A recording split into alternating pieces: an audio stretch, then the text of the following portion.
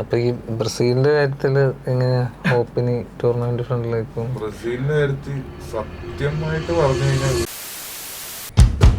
മറ്റാൻ ഇല്ലായിരുന്നല്ലോ ടീമിൽ സ്കോഡിൽ, അവനോടെ ഉണ്ടായിരുന്നെങ്കിൽ മറ്റേ അവന്റെ പേര് ഒരിക്കലും പ്രൊനൗൺസ് ചെയ്യാൻ പറ്റില്ല. അല്ലല്ല അവിടെ PSG നമ്പർ 7. അല്ല ഇത് കട്ട് ചെയ്ത് തരട്ടാ, എനിക്ക് മറ്റേ ആളെ മാറിപ്പോയതാ. ഞാൻ മറ്റവനെ ഉദ്ദേശിച്ചത്. എടാ മറ്റേ ക്രിസ്ത്യാനോ ഫാനായിട്ടുള്ളവൻ, അവൻ ജോർജിയ. ശരിയാ, ഞാൻ ടീം മാറിപ്പോയി. മൊറോക്കോ നല്ല ടീമായതാണോ, അതിൽ ബെറ്റർ കഴിഞ്ഞ വേൾഡ് കപ്പിനേക്കാളും ബെറ്റർ ആയതാണോ, ബ്രസീൽ വീക്കായി തുടങ്ങുന്നതാണോ? Brazil obviously weak, much weak. പണ്ടത്തെ കോച്ച് നോക്കുമ്പോൾ ഒരു കംപ്ലീറ്റ് കൊഹീഷൻ ഇല്ല ടീമിന്. പ്ലേ ഇല്ല, നടുക്കൊരാൾ കൺട്രോൾ ചെയ്യാൻ നടുക്ക് എല്ലാം പ്ലേ ഡിക്റ്റേറ്റ് ചെയ്യാൻ ഒരു മനുഷ്യനില്ല. യൂണേനെ ഇടയ്ക്ക് വന്നൊരു കോച്ച്, അവരുടെ പേര് ഞാൻ വിട്ടുപോയി. ഇവാൻ ഉണ്ടായിരുന്ന സമയത്ത് പുള്ളിക്ക് ഉണ്ടായിരുന്ന ഒരു റോൾ ഉണ്ടായിരുന്നു. ഇവാൻ പോയ ശേഷം വന്നൊരു കോച്ച് ഉണ്ടായിരുന്നു, അവരുടെ പേര് എക്സാക്ട്ലി എനിക്ക് ഓർമ്മ വരുന്നില്ല. പക്ഷെ ആ കോച്ച് വന്നിട്ട് യൂണേനെ കുറിച്ച് ഒരു പെർട്ടിക്കുലർ പൊസിഷനിൽ സെൻട്രൽ മിഡിൽ ലോക്ക് ആക്കിയിട്ട് കളിപ്പിച്ചപ്പോഴത്തേക്കും ഒരുപാട് പിന്നിലോട്ടായിരുന്നു യൂണയുടെ പെർഫോമൻസ്. അതിനുശേഷം പിന്നീട് വന്നൊരു കോച്ചാണ് പുള്ളിനെ കുറെ കൂടി മുന്നോട്ട് ഒരു അറ്റാക്കിംഗ് മിഡ് പൊസിഷനിലേക്ക് കുറെ കൂടി നമ്പർ 10 ആയിട്ടുള്ള പൊസിഷനിൽ കളിപ്പിച്ചപ്പം ലൂണയുടെ കുറച്ചും കൂടി നേരത്തേനേക്കാൾ ഡൗൺഫോൾ ആയി പോയിക്കൊണ്ടിരുന്ന റിസൾട്ട്സ് കുറച്ചും കൂടി കയറി വന്നൊരു സമയം ഉണ്ടായിരുന്നു.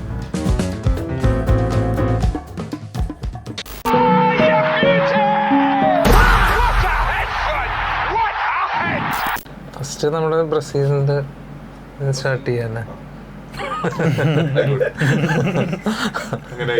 അതെന്താണ് അതേ ചേട്ടാ ഒരാളെ നോക്കിയിട്ട് ഇതുവരെ ഇപ്പൊ ഒരു, പക്ഷെ ഇത് പ്രതീക്ഷിച്ച കേട്ടോ.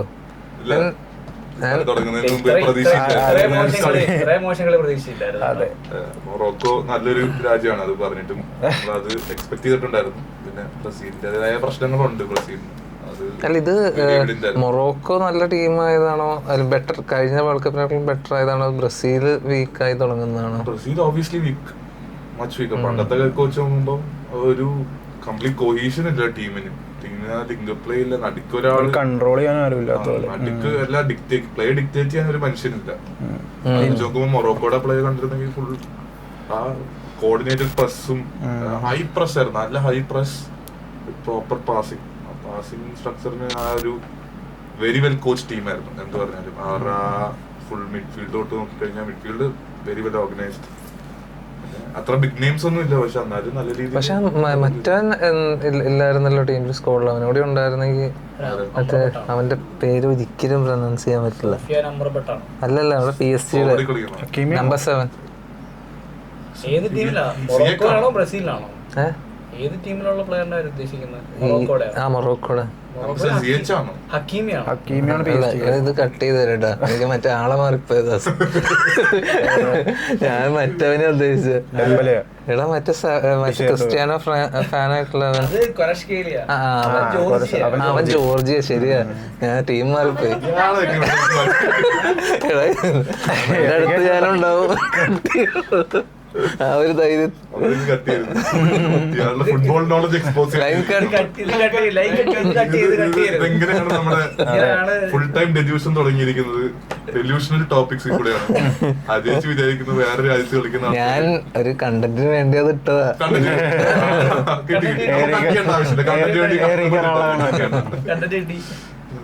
അപ്പൊ എന്നാലും ഈ ഹക്കീമിയുടെ മേലെന്നുള്ള ഒരു ഫോക്കസ് തന്നെ പോയി ശരിക്കും. ഫുൾ ടീം ആക്ച്വലി അത് ലാസ്റ്റ് വേൾഡ് കപ്പിലും അവനെ കണ്ടില്ലല്ലോ.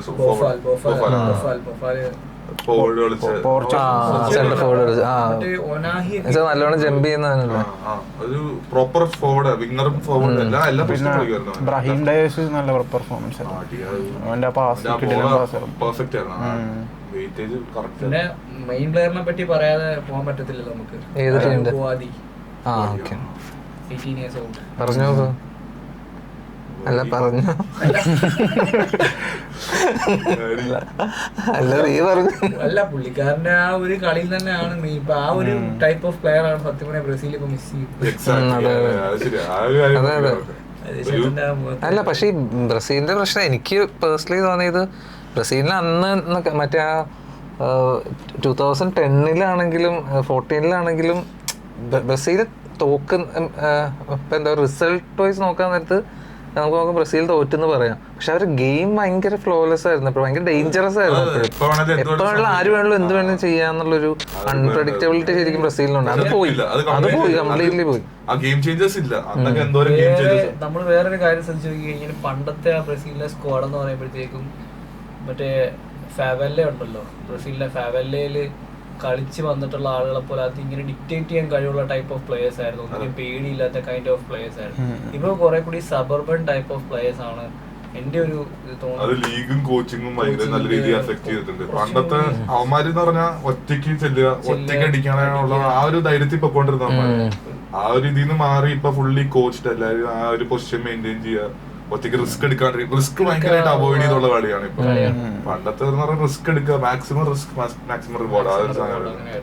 അതിൻ്റെതായിട്ടുള്ള അവർക്ക് ഇഞ്ചുറീസ് ഉണ്ടായിട്ടുണ്ടെങ്കിലും അവരുടേതായിട്ടൊരു ഒരു പേരുണ്ടാക്കിയിട്ടാണ് അവരുടെ കൺട്രീസിൽ നിന്ന് റിട്ടയർ ആയി പോയിട്ടുള്ളത്. പക്ഷെ ഇപ്പൊ അങ്ങനെയല്ല, കുറെ കൂടി സെക്യൂർഡ് ആയിട്ട് കളിക്കാൻ അവൻ ബ്രസീലിനാന്ന് എവിടെ എഴുതി വെച്ചിട്ട്, കാരണം പറഞ്ഞ ആ ഒരു പാസ്പോർട്ട് കണ്ടാൽ മാത്രം വിശ്വസിക്കാൻ പറ്റില്ല. പ്ലേ കണ്ട ഒരു ബ്രസീലിയൻ പ്ലെയറോ ഒന്നുമില്ല, ഒരു സാധാരണ ഇംഗ്ലീഷ് പ്ലെയർ അങ്ങോട്ടും ഇങ്ങോട്ടും ഓടി നടക്കുന്നു, നല്ല ഓട്ടം ഓടും, നല്ല രീതിയിൽ ഡിസിപ്ലിൻഡ്. പക്ഷെ അവൻ എപ്പോഴും ടീമിലുണ്ട്, കാരണം കോച്ചസിന് വേണ്ട അങ്ങനത്തെ പ്ലേയേഴ്സിനെ. ഇപ്പൊ ഒറ്റയ്ക്ക് ഡിസിഷൻ എടുത്ത് കളി മാറ്റാൻ നോക്കി റിസ്ക് എടുത്ത് ബോൾ കളയുന്നവന്മാരെ ആർക്കും വേണ്ട. ഒരേപോലെ പണിയെടുക്കാൻ പറ്റുന്ന പ്ലേയേഴ്സിനാണ് ഇപ്പോഴത്തെ കോച്ചുമാർ ആൻചെലോട്ടി പോലത്തെ നോക്കുന്നത്. ജോസഫ് എന്ന ആ ഒരു ഈ എന്താ പറയുക, അതായത് നമ്മുടെ ഇപ്പോഴത്തെ ഈ ഡിസിഷൻസ്, ഇപ്പോൾ ഗോൾ കീപ്പേഴ്സ് ആണെങ്കിലും അവർ കംപ്ലീറ്റ് ഡാറ്റ ഉണ്ടല്ലോ ഇപ്പോഴത്തെ ഇതിൽ. അപ്പോൾ ഒരു പെനാൽറ്റി വന്നാലും അതിൻ്റെ ആ ഒരു എക്സൈറ്റ്മെന്റ് കുറേയൊക്കെ പോയി തുടങ്ങി എന്നുള്ളൊരു കാര്യം പറയുമ്പോൾ ഈ അടുത്ത് ഞാൻ ആ ഗെയിമിൽ കണ്ടിരുന്നു. ആ ഒരു കിക്ക് ഓഫ് തന്നെ ആക്ച്വലി അവര് ഓപ്പോസിറ്റ് നമ്മളിവിടെ സെവൻസിൽ ചെയ്യുന്ന പരിപാടി തന്നെയാണ്. പക്ഷെ ഇത്രയും ഇങ്ങനെയൊന്നും കണ്ടിട്ടില്ല. പക്ഷെ ഒരു വേൾഡ് കപ്പ് സ്റ്റേജില് അവരെ പ്രസ് ചെയ്യാ. പക്ഷെ പെനാൽറ്റീസിന്റെ കേസിൽ I think it's more exciting. ഇപ്പൊ കുറെ കൂടെ മൈൻഡ് ഗെയിംസ് ഉണ്ട് രണ്ട് സൈഡിൽ നിന്നാണേലും. അതായത് പിന്നെ ഇങ്ങോട്ടാ കൂടുതൽ അടിക്കുന്നതെന്ന് ഇവർക്ക് അറിയാം. അവരും അത് ആലോചിച്ചാലും അല്ല, അതൊരു എക്സൈറ്റിംഗ് കാര്യം തന്നെയാണ്. കാരണം പെനാൽറ്റീസ് ആർ റിയലി ലക്ക് മാത്രമല്ല, നല്ല രീതിയിൽ ആ ഒരു കോൺഫിഡൻസും അതും ഡിഫൈൻ ചെയ്യുന്ന ഒരു കാര്യം.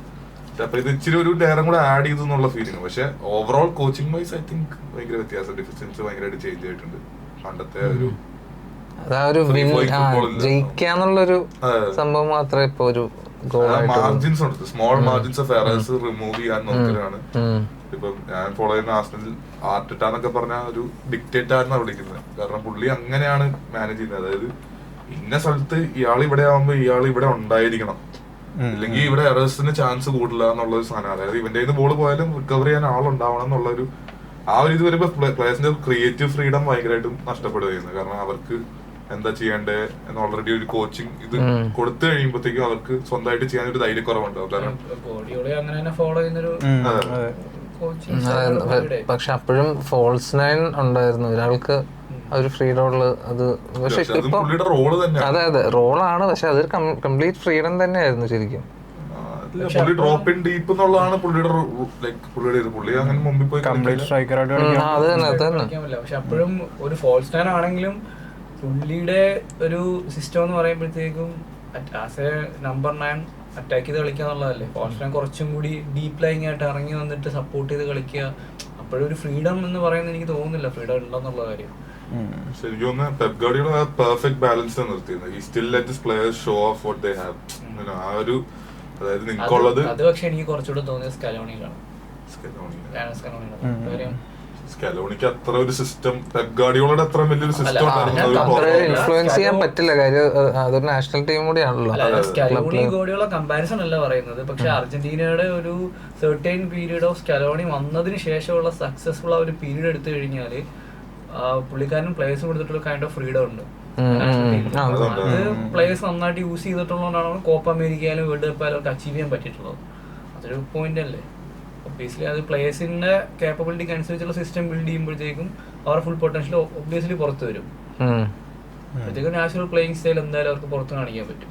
അത് പല കോച്ചസ് ഇപ്പൊ റെസ്ട്രിക്ട് ചെയ്യുന്ന കൈൻഡ് ഓഫ് തിങ് ആണ്. അതുകൊണ്ടാണ് അപ്പോഴാണ് അതിൽ അർജന്റീനയുടെ ആ ഒരു സ്കലോണി വന്നതിന് ശേഷം ഏറ്റവും കൂടുതൽ ബെനിഫിറ്റഡ് ആയ രണ്ടുപേരാണ് എൻസോയും മക്കാലിസ്റ്ററും. പെട്ടെന്നായിരുന്നു അവരുടെ ഒരു ഗ്രോത്ത്. അവിടുന്ന് ആ ഒരു അർജന്റീനൻ ക്യാമ്പിൽ നിന്ന് നേരെ അവർ പോകുന്നത് കുറച്ചുകൂടി ആ ഒരു ഭയങ്കരമായിട്ട് ഡെവലപ്പ് ആയിട്ട്. പിന്നെ വേറെ കാര്യം എനിക്ക് തോന്നിയിട്ടുള്ളത്, മെസ്സിനെ ഇപ്പൊ അർജന്റീന നല്ല ഏത് രാജ്യത്ത് കൊണ്ടിട്ട് കഴിഞ്ഞാലും പുള്ളിയുടേതായ ഒരു കൈൻഡ് ഓഫ് പ്ലേയിങ് സ്റ്റൈൽ ഉണ്ട്. കോച്ചിന് വന്നിട്ട് പുള്ളിയുടെ അടുത്ത് ഒരു കാര്യം പറഞ്ഞു കൊടുക്കേണ്ട ഒരു ആവശ്യം വരുന്നില്ല ഒബ്വിയസ്ലി. അത് വേറൊരു ഫാക്ടർ. അത് കുറച്ച് പ്ലേയേഴ്സിന് അങ്ങനെ ഉണ്ട്. അതായത് മീൻസ് അവരെന്തായാലും കോച്ച് ചേഞ്ച് ചെയ്യില്ല കാര്യമായിട്ട്. അവരെ അങ്ങനെ റെസ്ട്രിക്ട് ചെയ്ത് കഴിഞ്ഞാൽ അത് ആ ഫീൽഡിൽ ശരിക്കും കാണാനുണ്ടാവും. അങ്ങനെ റെസ്ട്രിക്ട് ചെയ്തിട്ടുള്ള പ്ലേയേഴ്സിനാണ് അടി പറ്റിയിട്ടുള്ളത്. ഫോർ എക്സാമ്പിൾ ഞാൻ പറയുകയാണെങ്കിൽ ഹസാർഡ് റയൽ മാഡ്രിഡിൽ പോയ ശേഷം ഞാൻ ഫ്രീ റോളായിരുന്നു. ചെൽസിയിൽ നല്ല ഫ്രീ റോൾ ആയിരുന്നു. പക്ഷെ മാഡ്രിഡ് പോയ ശേഷം പുള്ളിക്കാരന്റെ പിന്നെ പുള്ളിയുടെ ലൈഫ് സ്റ്റൈലും മാഡ്രിഡിൽ വരുമ്പോഴേക്കും പുള്ളിയുടെ ഫിറ്റ്നസും അത്യാവശ്യം പോയിട്ടുണ്ടായിരുന്നു. പിന്നെ അവിടെ വന്നിട്ടുള്ള ഈറ്റിംഗ് ഹാബിറ്റ് കുറച്ചുകൂടിയൊക്കെ വണ്ണമൊക്കെ വെച്ച് പുള്ളിയുടെ ആ ഒരു ഫ്രീ ഫ്ലോയിങ് മൂവ്മെന്റിനെയൊക്കെ അത് അഫക്ട് ചെയ്യുക ചെയ്തിട്ടുണ്ട്. എന്നാലും അവിടെയും കോച്ചിങ്ങിന്റെ ആ ഒരു റിഫ്ലക്ട് ചെയ്യുന്നുണ്ട്. നമ്മള് എക്സ്റ്റേണലി നമ്മൾ നോക്കുമ്പോൾ പറയും ഓക്കെ ചെൽസിയിൽ കളിച്ചൊരു പ്ലെയർ പെട്ടെന്ന് എങ്ങനെ ഡൗൺഫോൾ ഉണ്ടാകുന്നു നമ്മൾ പറയുമ്പോഴും അവിടെ എക്സ്റ്റേണൽ ഫാക്ടേഴ്സിനെ പറ്റി നമ്മൾ ചിന്തിക്കണം. അതിലൊരു ഫാക്ടറാണ് ഒബ്വിയസ്ലി കോച്ചിങ് എന്ന് പറയുന്നത്. അവിടെ കിട്ടിയ ഒരു പുള്ളിയുടെ പൊട്ടൻഷ്യൽ എക്സ്പ്ലോർ ചെയ്യാൻ പറ്റുന്ന സിസ്റ്റം പുള്ളിക്ക് ഇവിടെ കിട്ടിയില്ല. ഒരു ഫാക്ടർ തന്നെയാണെന്നാണ് എനിക്ക് തോന്നിയിട്ടുള്ളത്. എല്ലാവരും പുള്ളിന്റെ ലൈഫ് സ്റ്റൈലിനെയാണ് ഒരു ആ സമയത്ത് ഒരുപാട് കുറ്റപ്പെടുത്തിയത്. വലിച്ചു വാരി ഫുഡ് കഴിക്കുക, പാർട്ടി, ക്ലബിങ്, അങ്ങനത്തെ കുറെ കാര്യങ്ങളൊക്കെ പുള്ളിന്റെ പേരിൽ ഒത്തിരി അക്യൂസേഷൻസ് ഒക്കെ വന്നിട്ടുണ്ടായിരുന്നു. പക്ഷെ എനിക്ക് തോന്നുന്നില്ല ഇതൊരു ഫാക്ടർ കൂടിയാണ് ഞാൻ വിശ്വസിക്കുന്നത്, കോച്ചിങ്ങിന്റെ ഒരു ഫാക്ടർ. അതായത് അമല് പറയുന്ന കോച്ചിങ്ങിന് അപ്പൊ ഒരു പ്ലെയറിന്റെ ഡിസിപ്ലിനെ ഇൻഫ്ലുവൻസ് ചെയ്യാൻ പറ്റുന്നതാണ്. ഡിസിപ്ലിനെ ഇൻഫ്ലുവൻസ് ചെയ്യാൻ പറ്റുമെന്നല്ല, പ്ലേയിങ് സ്റ്റൈൽ ഇൻഫ്ലുവൻസ് ചെയ്യാൻ പറ്റും. മേ ബി ഇപ്പം ഒരു ഫ്രീ ഫ്ലോയിൽ കളിച്ചുകൊണ്ടിരുന്ന അല്ലെങ്കിൽ ഓപ്പൺ റോൾ കളിച്ചുകൊണ്ടിരുന്ന ഒരു പ്ലെയറിനെ ഒരിടത്ത് ലോക്ക് ചെയ്തിട്ട് കളിപ്പിക്കാന്ന് പറയുമ്പോൾ മേ ബി അത് എക്സാമ്പിൾ നമ്മുടെ കേരള ബ്ലാസ്റ്റേഴ്സിന്റെ കേസ് എടുത്താൽ ഇപ്പൊ പറയേണ്ട ആവശ്യമില്ല എങ്കിലും നമുക്ക് പറയാം. ലൂണേനെ ഇടയ്ക്ക് വന്നൊരു കോച്ച്, പുള്ളിന്റെ പേര് ഞാൻ വിട്ടുപോയി, ഇവാൻ ഉണ്ടായിരുന്ന സമയത്ത് പുള്ളിക്ക് ഉണ്ടായിരുന്ന ഒരു റോൾ ഉണ്ടായിരുന്നു. ഇവാൻ പോയ ശേഷം വന്നൊരു കോച്ച് ഉണ്ടായിരുന്നു, പുള്ളിയുടെ പേര് എക്സാക്ട്ലി എനിക്ക് ഓർമ്മ വരുന്നില്ല. പക്ഷെ ആ കോച്ച് വന്നിട്ട് ലൂണനെ പിടിച്ചൊരു പെർട്ടിക്കുലർ പൊസിഷനിൽ സെൻട്രൽ മിഡിൽ ലോക്ക് ആക്കിയിട്ട് കളിപ്പിച്ചപ്പോഴത്തേക്കും ഒരുപാട് പിന്നിലോട്ടായിരുന്നു ലൂണയുടെ പെർഫോമൻസ്. അതിനുശേഷം പിന്നീട് വന്നൊരു കോച്ചാണ് പുള്ളിനെ കുറെ കൂടി മുന്നോട്ട് ഒരു അറ്റാക്കിംഗ് മിഡ് പൊസിഷനിലേക്ക് കുറെ കൂടി നമ്പർ 10 ആയിട്ടുള്ള പൊസിഷനിൽ കളിപ്പിച്ചപ്പം ലൂണയുടെ കുറച്ചും കൂടി നേരത്തേനേക്കാൾ ഡൗൺഫോൾ ആയി പോയിക്കൊണ്ടിരുന്ന റിസൾട്ട്സ് കുറച്ചും കൂടി കയറി വന്നൊരു സമയം ഉണ്ടായിരുന്നു. ഒബ്വിയസ്ലി പുള്ളിനെ ഒരിടത്ത് ലോക്ക് ചെയ്തിട്ടുകൊണ്ടാണ് നമുക്ക് റിസൾട്ട്സ് കിട്ടാതെ വന്നത്. ഡിസിപ്ലിനെ ബാധിക്കുന്നില്ല. ഡിസിപ്ലിൻ എന്ന് പറയുമ്പോഴത്തേക്കും നമ്മൾ എങ്ങനെ ട്രെയിനിങ് ചെയ്യുന്നു, നമ്മുടെ ഡയറ്റ് എങ്ങനെ ഫോളോ ചെയ്യുന്നു അതുള്ളത്. പക്ഷെ അതിനപ്പുറം നമ്മുടെ ഒരു പൊട്ടൻഷ്യൽ പുറത്തെടുക്കാൻ വേണ്ടിയിട്ട് നമുക്കൊരു കൈൻഡ് ഓഫ് പ്ലേയിങ് സ്റ്റൈൽ ഉണ്ടാവുമല്ലോ. എനിക്കൊന്ന് പ്ലേയിങ് സ്റ്റൈലിന് മാത്രമല്ല ഈ കോച്ചസ് ആയിട്ടുള്ള റിലേഷൻഷിപ്പ് ഭയങ്കര മാറ്റർ ചെയ്യുന്നത്. ഇപ്പൊ ഡെംബെലയുടെ കാര്യം, ഇപ്പൊ ഈ ഹസാർഡ് ആണെങ്കിൽ കളിക്കുന്നതിന് മുമ്പ് തന്നെ പുള്ളിക്ക് ഇച്ചിരി ഇത് വന്നായിരുന്നു, ഫിറ്റ്നസിന്റെ ഇഷ്യൂസ്. ഡെംബെലെ ഡോട്ട്മണ്ടിലായിരുന്നപ്പം സെൻസേഷൻ ആയിരുന്നു. 17 വയസ്സിൽ ബാസ 130 മില്യനോ അങ്ങനെ കണ്ട് കൊടുത്താൽ മേടിച്ചത്. അവിടെ വന്നിട്ട് എന്തായിരുന്നു പുള്ളിക്ക് ഫിറ്റ്നസ് മെയിൻറ്റെയിൻ ചെയ്യാനായിട്ട് അതിനൊരു ഡ്രൈവ് കൊടുത്ത്. ഇപ്പൊ PSG കിട്ടുന്ന എന്താ ആ സെയിം സാധനം ബാസയ്ക്ക് പ്രൊവൈഡ് ചെയ്യാൻ പറ്റില്ല എന്നൊന്നുമില്ല. എല്ലാ സാധനവും അവിടെ ഫെസിലിറ്റീസ് എല്ലാം അവിടെ ഉണ്ട്. പക്ഷെ ആ ഒരു കോച്ചായിട്ടുള്ള റിലേഷൻഷിപ്പും ഇത് ആദ്യം തന്നെ ബ്രേക്ക് ആയി.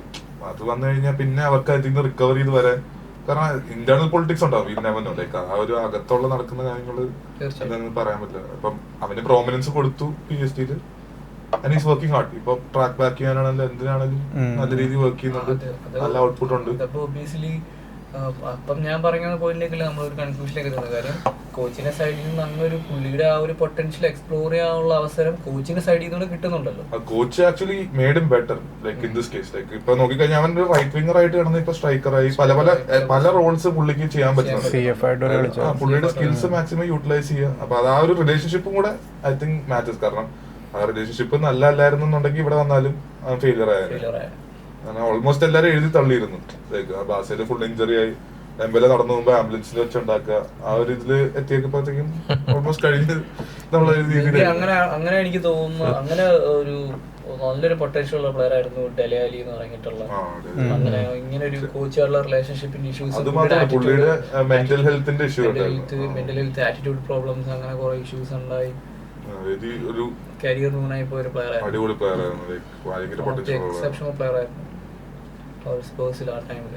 അപ്പൊ ഈ ബ്രസീലിന്റെ കാര്യത്തില് എങ്ങനെയാ ഹോപ്പിന് ടൂർണമെന്റ് ഫ്രണ്ടിലേക്കും? ബ്രസീലിന്റെ കാര്യത്തിൽ സത്യമായിട്ട് പറഞ്ഞു കഴിഞ്ഞാൽ വലിയ ഹോപ്പില്ല. കാരണം ഒരു നോക്കൌട്ടിലേക്ക് എത്താൻ സാധ്യതയുണ്ട്. ഗ്രൂപ്പിൽ നിന്ന് ഇറങ്ങും. നോക്കൌട്ട് ഗെയിംസ് ലൈക്ക് കളിച്ച് ജയിക്കാനുള്ള ഒരു ഇതുണ്ടെന്നുള്ള ഒരു വിശ്വാസം എനിക്കില്ല അവസാനം വരെ എത്തുമെന്നുള്ള. മാക്സിമം റൗണ്ട് 16 ക്വാർട്ടർ അതുവരെ ഞാൻ കാണുന്നുള്ളൂ. കാരണം എനിക്ക് ഞാൻ കണ്ട് ഉള്ള ഒരു ബാക്കിയുള്ള ടീംസിന്റെ കളി കാണുമ്പോൾ നമുക്കറിയാം അവരുടെ ആ ഒരു പാഷൻ, ആ ഒരു കൊഹീഷൻ ഉണ്ട് ടീമിനകത്ത് തന്നെ. അത് ഭയങ്കരമായിട്ട് മിസ്സിംഗ് ആയിട്ട് ഫീൽ ചെയ്യുന്നത്. വിനീഷ്യസ് ആണെങ്കിലും ഗോൾ അടിച്ചു കഴിഞ്ഞിട്ട് പുള്ളിനെ അങ്ങനെ കണ്ടിട്ടില്ല. എല്ലാരും പ്രശ്നം പറഞ്ഞ റഫീനയുടെ ഒരു റഫീനയുടെ പ്രശ്നം ഞാൻ എപ്പോഴും ശ്രദ്ധിച്ചിട്ടുള്ള കാര്യമാണ്. റഫീന എന്തുകൊണ്ടാണ് നമ്മൾ ഇത്രയും ഹൈലൈറ്റ് ചെയ്ത് റഫീനയുടെ പ്രശ്നം എന്ന് പറയുന്നത്? കാര്യം ബാഴ്സയിൽ അത്രയും നന്നായിട്ട് റഫീന കളിച്ചിട്ട് വന്നതുകൊണ്ടാണ് ഒരു കാര്യം. പക്ഷെ അപ്പോഴും നമ്മൾ ശ്രദ്ധിക്കാത്ത വേറൊരു കാര്യമുണ്ട്. ആസ് എ ഡിഫൻഡർ കൺസിസ്റ്റൻസി ഉണ്ട്. പക്ഷെ അപ്പോഴും നമ്മള് മസ്രായുടെ എഫേർട്സിനെ കാണാതെ പോയിരിക്കാൻ പറ്റില്ല. അവരുടെ അതെ 2 വേസിൽ പോകുന്ന ഒരു കാര്യമാണത്. പുള്ളിക്കാരന് അന്നത്തെ ദിവസം കുറച്ചുകൂടി നന്നായിട്ട് പെർഫോം ചെയ്യാൻ പറ്റിയതുകൊണ്ടാണ് റാഫീനെ അവിടെ കുറെ കൂടി ലോക്ക് ചെയ്യാൻ പറ്റിയത്. അപ്പൊ നമ്മള് റാഫീനെ മിഡ്ഫീൽഡിൽ നിന്നൊരു സപ്പോർട്ടും അവിടെ ലിങ്ക് പ്ലേയും നടന്നിരുന്നെങ്കിൽ റഫീന കംപ്ലീറ്റ്ലി മാർക്ക്ഡ് ആയിരുന്നു. ഒന്നും ചെയ്യാൻ പറ്റുന്നില്ല. ഹാപ്പൻസ് ലൈക്ക് അത് ചില കളികളിൽ വരും. Defenders on top of the game എന്ന് വരുമ്പോ ഒന്നും ചെയ്യാനില്ല. അവരും അറ്റാക്കേഴ്സ് മാത്രമല്ലല്ലോ. പിന്നെ റഫീന ബാഴ്സലോണയിലാണെങ്കിൽ റൈറ്റ് വിങ് ഫോർവേഡ് ആയിട്ടല്ല മെയിനായിട്ട് കളിക്കണത് ഇപ്പോഴും. അവിടെ ലെമീൻ ഉണ്ട്, ലെഫ്റ്റിലാണ് കളിക്കുന്നത്. ഇപ്പൊ വിനീഷ്യസ് ഉണ്ട്. പിന്നെ ബ്രസീലിന്റെ കാര്യത്തിലാണെങ്കിൽ ഇപ്പൊ തുടങ്ങി റഫീനക്ക് പെഡ്രി ഉണ്ട്, പുഷ് ചെയ്ത് കൊടുക്കുക. എല്ലാവരും ബ്രസീലിൽ ലാക്ക് ചെയ്യുന്നത്. ഇപ്പൊ സ്പെയിന്റെ കളി വരാൻ പോകുമ്പോ തന്നെ എനിക്ക് ആക്ച്വലി ഞാൻ ഭയങ്കര എക്സൈറ്റഡ് ആയിട്ടിരിക്കുന്ന കളിയാണ്.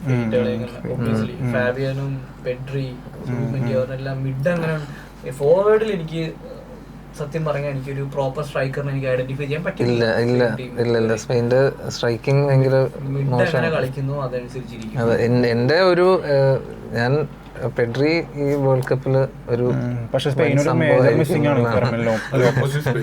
കഴിഞ്ഞ ദിവസം ഒരു പോസ്റ്റ് കണ്ട്. അതായത് 2010 world cup ജയിക്കുമ്പോ Fabregas, David Silva, ഒരു CDM ഉണ്ടായിരുന്നു. നമ്മൾ പേര് കേട്ട ആളാ, ഷാബി അലോൺസോ. ഒരു 3 പേര് ഇവരുടെ ബെഞ്ചിലായിരുന്നു. Fabregas, David Silva, Shabi Alonso ഇതായിരുന്നു ഇവരുടെ ബെഞ്ച് പ്ലേയേഴ്സ്. സ്റ്റാർട്ടിംഗ് ലെവൽ 3 അത്രക്ക് ബാക്കപ്പ്, അത്ര മിഡ്ഫീൽഡ് അട്ടിക്കിട്ട് എന്ത് ഭയങ്കര രസമുള്ള കളിയായിരിക്കും. ഡാവിഡ് വിയ കഴിഞ്ഞ് പിന്നെ വേറെ ടോറസ് യൂറോയിലുണ്ട്. യൂറോ അടിക്കാൻ ടോറസ് ഉണ്ടായിരുന്നു. ഫൈനലില് 2008 ടോറസ് ഉണ്ടായിരുന്നു. പക്ഷെ അത് അടിച്ചായിരുന്നു 2008 സ്പെയിനാണ് അടിച്ചത്. അല്ല 2012 അല്ല 2008ഉം 10ഉം 12ഉം അല്ലേ? അല്ല 10 വേൾഡ് കപ്പ് അടിച്ചു. 12 ആണ് സ്പെയിൻ അടിച്ചത്. 12ലാണ് ജോർദി ആൽബ ഇതായി വരുന്നതും. ടോറസ് എനിക്ക് തോന്നുന്നു സ്ക്വാഡിലുണ്ടായിരുന്നു. പക്ഷെ അത്ര ഔട്ട്പുട്ട് ഉണ്ടായിരുന്നില്ല. ഫൈനലിൽ കളിച്ചിരുന്നോന്ന് എനിക്ക് ഓർമ്മയില്ല. അതെനിക്ക് ഓർമ്മയില്ല. പക്ഷെ 8ല് ജോർദി ആൽബ അന്ന് ടീമിലില്ല. സ്റ്റാർട്ട് ചെയ്ത് വരുന്നത് 12ല് സെൻസേഷൻ ആവുമ്പോഴാണ് ബാസ സൈൻ ചെയ്യുന്നത്. അത് ഓർമ്മയുണ്ട്. സ്പെയിന്റെ ആ ഒരു അറ്റാക്ക് വരെയുള്ള ബേസ് തൊട്ട് Casillas, PK, Puyol, Ramos right ബാക്കിൽ വന്നിട്ട് ജീസസ് നവാസ്, ശരിയാ. ലെഫ്റ്റ് ബാക്ക് ജോഡിയാൽ അല്ലാണ്ട് വേറെ ആരോടാ? മറ്റേ ക്യാപ്ഡെവിയോ, ഡേവിഡ് വിയ ഒരു അവരുടെ ഗെയിമിന്റെ കുഴപ്പം അതായിരുന്നു. അതായത് നമുക്കിപ്പോ കളി കണ്ടോണ്ടിരിക്കുമ്പോഴും വേണമെങ്കിൽ പോയി ഫുഡ് കഴിച്ചിട്ട് വരാം. കാര്യമായിട്ടൊന്നും സംഭവിക്കില്ല. എന്റെ ഇടയിൽ വരാൻ പറ്റുന്ന കളിയാ.